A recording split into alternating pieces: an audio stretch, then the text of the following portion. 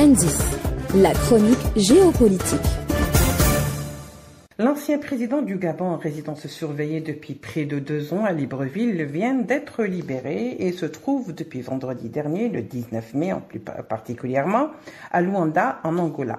Ali Bongo, son épouse et son fils sont atterris très tard au soir à Luanda à l'annonce de la présidence angolaise. Ainsi donc, l'ancien président gabonais déchu est libre, lui et sa famille, et l'Angola devient sa terre d'accueil. Après être presque tombé dans l'oubli, Ali Bongo revient sur le devant de la scène par cette nouvelle de sa libération, lui qui, comme je le disais, était en résidence surveillée à Libreville. Une libération étrange par son timing et par la discrétion qui l'a entouré. Pourquoi, après l'avoir maintenu en détention durant près de 2 ans, alors que des voix avaient à l'époque réclamé sa libération, pour des raisons de santé, la justice gabonaise décide de le libérer aujourd'hui et maintenant pour les mêmes raisons évoquées à l'époque.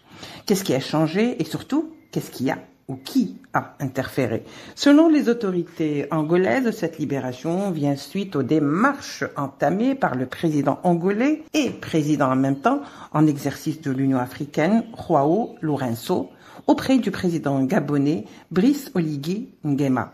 Faut-il aussi préciser que depuis l'ascension au pouvoir au Gabon de Brice Oligui Nguema, les choses se sont précipitées. Le Gabon a d'abord réintégré les instances de l'Union africaine, desquelles il était suspendu, suite au coup d'État de 2023, et le pays est entré à nouveau dans l'ordre constitutionnel. Toutefois, inutile d'aller très vite en besogne car le Gabon, par la voix du procureur général, a parlé d'une liberté provisoire qui n'atteint en rien le cours normal de la procédure qui se poursuivra jusqu'à la tenue d'un procès équitable.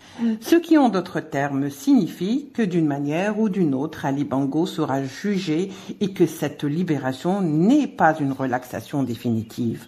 Or, cette démarche jugée de sage ou de trop précipitée pour certains et pour d'autres reste très mal acceptée par une population gabonaise soucieuse de voir la justice faire son travail sans interférence. Le président Nguema a promis un procès équitable. Les Gabonais attendent ce procès. Auront-ils leur procès ou cela va-t-il tomber dans la latence du temps qui efface tout et écourte souvent les mémoires?